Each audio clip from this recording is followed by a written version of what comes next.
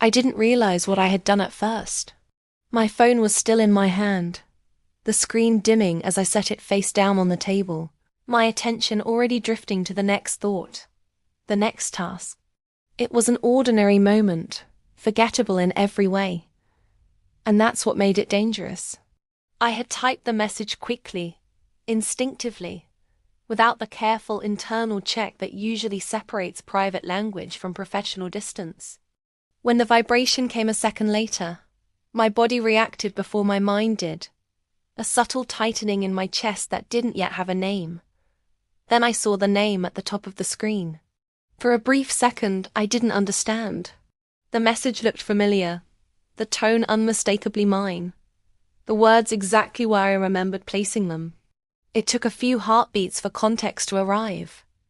This wasn't the right conversation. This wasn't the person I meant to send it to. And as that realization settled in, slowly, and then all at once, something colder than panic moved through me. I reread the text, hoping my eyes would rearrange the meaning into something neutral. They didn't. It wasn't explicit, not graphic, but it was intimate enough to cross a line that had always felt clearly drawn in my mind. It assumed familiarity. It carried warmth where there should have been formality. It revealed a version of me that was never meant to exist in that space. This was the moment I should have stopped breathing.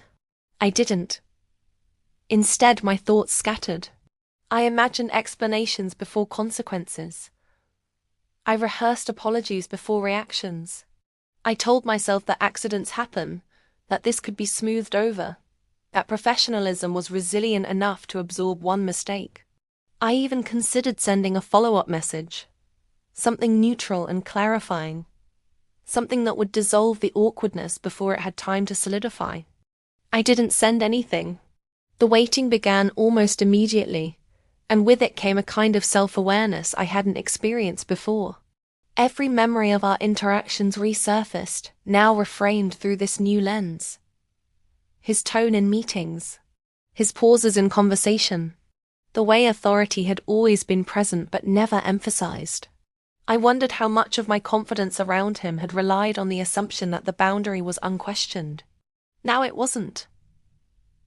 I realized how often I'd felt safe precisely because that line felt immovable.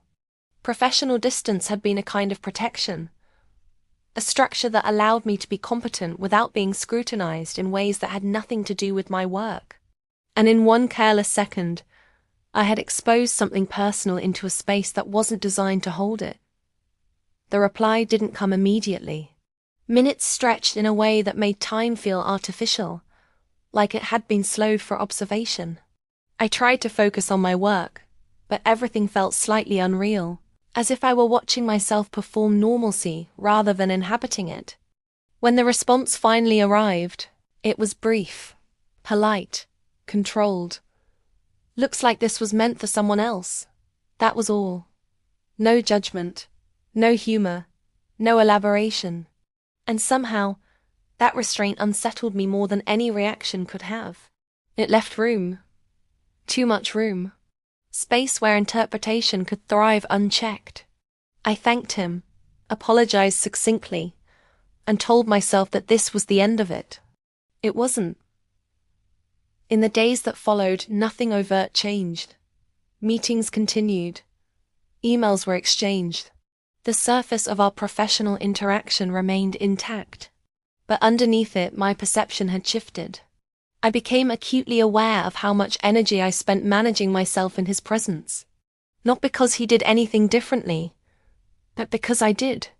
I noticed how my posture adjusted, how my words became more deliberate, how my confidence felt slightly rehearsed rather than natural.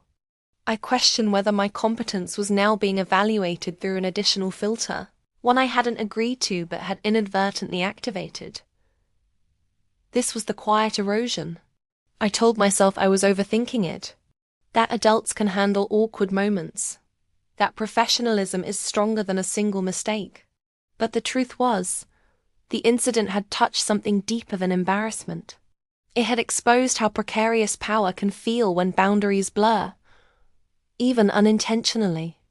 There was a part of me that wanted to minimize it completely, to file it away as an anecdote, a lesson in being more careful. And for a while, that worked. I laughed about it internally. I reassured myself that nothing truly damaging had happened. This felt like relief. It wasn't, because beneath that surface calm, I began noticing how often I edited myself, how quickly I withdrew warmth from my communication, afraid that anything human might now be misread. I became more rigid, less expressive, more cautious. I mistook restraint for professionalism, not realizing that what I was really doing was shrinking. The text itself hadn't changed my boss's behavior. It had changed my relationship with myself. I questioned my instincts more. I second-guessed my tone. I wondered whether being myself had always been a risk I hadn't fully calculated. The incident became a quiet reference point, a reminder that one slip could reframe how I was perceived. In reflecting on it later, I thought about how often women are told to manage impressions carefully, to be precise with language, to anticipate interpretations before they arise. I had always believed I was good at that. The accident challenged that belief, not because it revealed recklessness, but because it revealed how fragile that sense of control really was. There were moments when I considered addressing it directly, clearing the air with a conversation that would restore equilibrium. But I never did. Something held me back.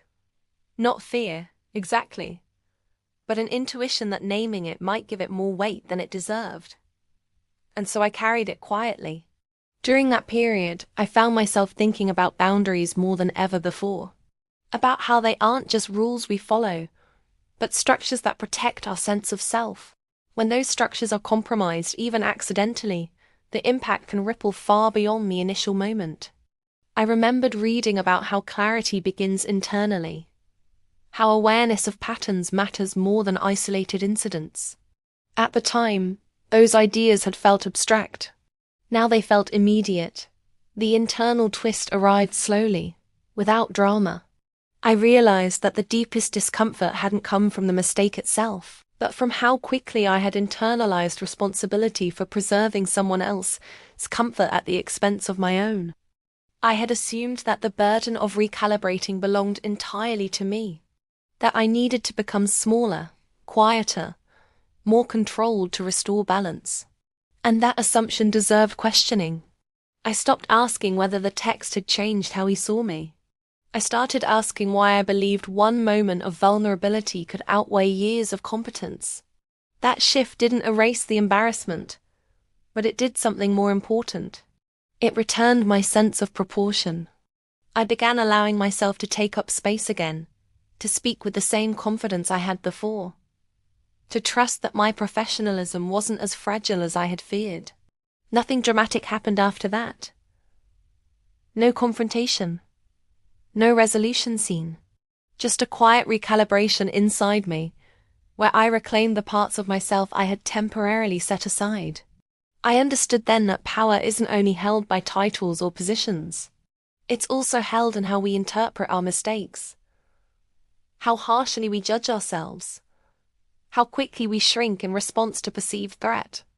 And the most damaging power imbalance is often the one we enforce internally. If you've ever replayed a moment like this in your mind, magnifying it until it eclipsed everything else you've built, it's worth pausing.